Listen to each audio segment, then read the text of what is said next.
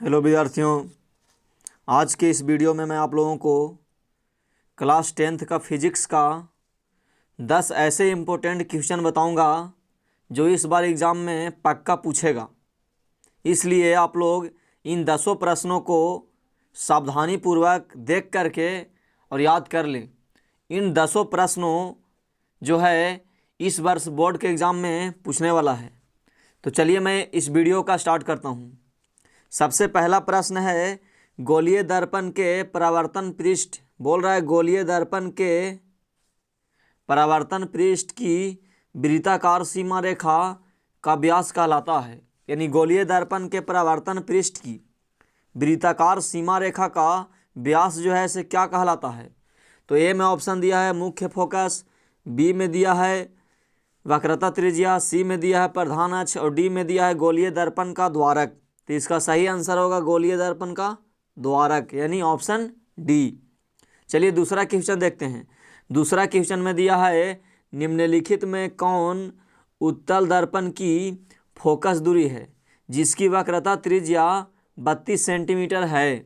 यानी कहने का मतलब है कि निम्नलिखित में यानी 4 ऑप्शन दिया है, उसमें बोल रहा है कि उत्तल दर्पण की फोकस दूरी है यानी उत्तल दर्पण की फोकस दूरी कितनी होगी जिसकी वक्रता त्रिज्या कितना हो 32 सेंटीमीटर हो।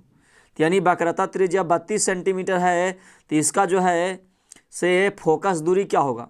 तो जैसा कि आप लोग पढ़ा होगा कि यानी वक्रता त्रिज्या की क्या होती है फोकस दूरी, यानी फोकस दूरी जो है सब वक्रता त्रिज्या की क्या होती है आधी होती है। तो यानी कहने का मतलब है कि 32 सेंटीमीटर जो है से क्या है वक्रता त्रिज्या है, तो इसकी फोकस दूरी कौन होगा। पहला 60 सेंटीमीटर तो नहीं हो सकता है क्योंकि 32 सेंटीमीटर का आधा जो है से कितना होगा 16 सेंटीमीटर, क्योंकि उत्तल दर्पण में फोकस दूरी जो है सब वक्रता त्रिज्या की आधी होती है।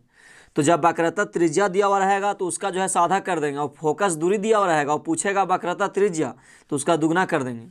चलिए क्वेश्चन नंबर 3 देखते हैं।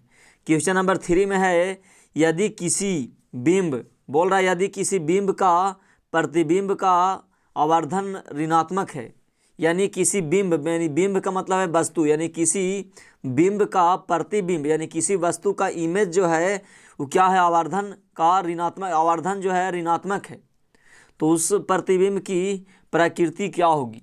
यानी कहने का मतलब है क्वेश्चन नंबर 3 में दिया है यदि किसी बिंब का प्रतिबिंब का आवर्धन ऋणात्मक है तो उस प्रतिबिंब की प्रकृति क्या होगी। यानी आवर्धन के लिए आप लोग पढ़ा होगा आवर्धन में कि प्रतिबिंब की ऊंचाई और वस्तु की ऊंचाई के अनुपात को क्या कहते हैं आवर्धन कहते हैं। तो यानी आवर्धन जो है से यहाँ पे क्या है यानी किसी वस्तु का प्रतिबिंब का आवर्धन जो है से क्या है ऋणात्मक है। तो बोल रहा है कि प्रतिबिंब की प्रकृति क्या होगी। यानी क्वेश्चन नंबर 3 में 4 ऑप्शन दिया है। पहला में दिया है वास्तविक और उल्टा, दूसरा में दिया है वास्तविक और सीधा, तीसरा में दिया आभासी और सीधा, चौथा में दिया आभासी और उल्टा। तो इसका सही आंसर होगा पहला वाला यानी वास्तविक और उल्टा। जैसा कि आप लोग प्रश्नावली में पढ़ा होगा कि जब प्रतिबिंब यानी प्रतिबिंब का जब प्रतिबिंब जो है से बिंब का आवर्धन ऋणात्मक होता है तो उसका जो है से क्या होगा वास्तविक और उल्टा होगा। तो यानी इसका सही आंसर जो है ऑप्शन यह हो गया। चलिए अब हम लोग क्वेश्चन नंबर 4 देखते हैं। क्वेश्चन नंबर 4 में है नेत्र में प्रवेश करने वाली, बोल रहा है नेत्र में प्रवेश करने वाली प्रकाश किरणों का अधिकांश अपवर्तन होता है। यानी नेत्र में प्रवेश करने वाली प्रकाश किरणों का अधिकांश अपवर्तन जो है से कहाँ पे होती है। तो इसका 4 ऑप्शन दिया है। पहला में है कि नेत्रोद अंतरपृष्ठ पर, अभिनेत्र के अंतरपृष्ठ पर या फिर कर्निया के पृष्ठ पर, कि इनमें से कोई नहीं। तो ये चौथा का सही आंसर होगा अभिनेत्र यानी बी वाला, अभिनेत्र के अंतरपृष्ठ पर। तो इसका सही आंसर बी हो गया। अब चलिए क्वेश्चन नंबर 5 देखते हैं। क्वेश्चन नंबर 5 में बोल रहा है कि जब सूर्य प्रकाश का वायुमंडल से गुजरता है, जब सूर्य का प्रकाश वायुमंडल से गुजरता है तो वायु के सूक्ष्म कण किस रंग के प्रवेश को अधिक प्रबलता से प्रकीर्णन करते हैं।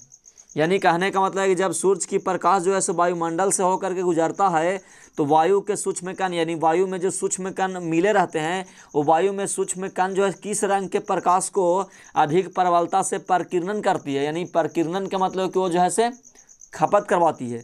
तो इसका सही आंसर जो होगा से डी यानी नीला होगा, क्योंकि डी मतलब जो है से नीला जो है वो सबसे कम हमको क्या होता है, दिखाई देता है, तो इसीलिए जो है से नीला होगा। यानी सही आंसर इसका क्या हो गया, यानी पाँचवां का सही आंसर डी हो गया।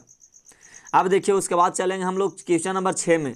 बोल रहा है कि भारत में उत्पादित प्रत्यावर्ती विद्युत धारा की आवृत्ति है, यानी भारत में उत्पादित प्रत्यावर्ती विद्युत धारा की आवृत्ति कितना होती है।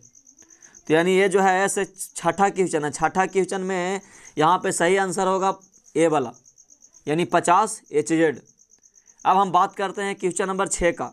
क्वेश्चन नंबर 6 में है किसी वोल्ट मीटर के स्केल पर 0 वोल्ट और 1 वोल्ट के बीच 20 विभाजन चिन्ह है, यानी 20 विभाजन चिन्ह है, तो उससे वोल्ट मीटर का अल्पमापक क्या होगा। यानी मापांक, यानी अल्प मतलब कि सबसे छोटा जो है सो मापांक क्या होगा। तो इसमें 4 ऑप्शन दिया है। इसका सही आंसर होगा 0.05 V। इसका सही आंसर होगा 0.05 V यानी वोल्ट। यह हो गया। अब हम लोग क्वेश्चन नंबर 8 देखते हैं। क्वेश्चन नंबर 8 में है 1 माइक्रो एम्पियर। बोल रहा है 1 माइक्रो एम्पियर विद्युत धारा निम्नलिखित में कौन सी है। यानी 1 माइक्रो एम्पियर विद्युत धारा जो है से निम्नलिखित में कौन सी है।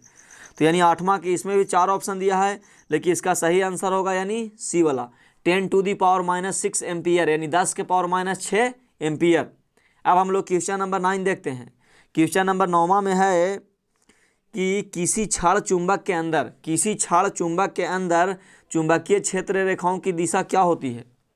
तो इसका सही आंसर होगा यानी बी वाला, यानी दक्षिण ध्रुव से उत्तर ध्रुव की ओर, यानी दक्षिण ध्रुव से उत्तर ध्रुव होगा। चलिए अब जो है से क्वेश्चन नंबर 10 देखते हैं, जो सबसे लास्ट क्वेश्चन है। तो क्वेश्चन नंबर 10 में बोल रहा है घरेलू विद्युत परिपथ में उदासीन तार का रंग होता है। यानी घरेलू विद्युत परिपथ में उदासीन तार का रंग जो है से कैसा होता है। तो उदासीन तार का रंग जो है से कैसा होता है, काला होता है, यानी ऑप्शन जो है से सी सही होगा। यानी बोल रहा है घरेलू विद्युत परिपथ में उदासीन तार का रंग होता है, तो कैसा होता है, काला होता है। उदासीन मतलब है कि जो अर्थिंग वाला तार होता है। तो ये हमने जो है आज 10 क्वेश्चन को टच किया है, और इन 10 क्वेश्चन को आप सावधानी पूर्वक याद कर लें, क्योंकि ये जो है से इस बार मैट्रिक एग्जाम में पक्का आने वाला है। चलिए इस वीडियो को मैं यहीं पे ख़त्म करता हूँ।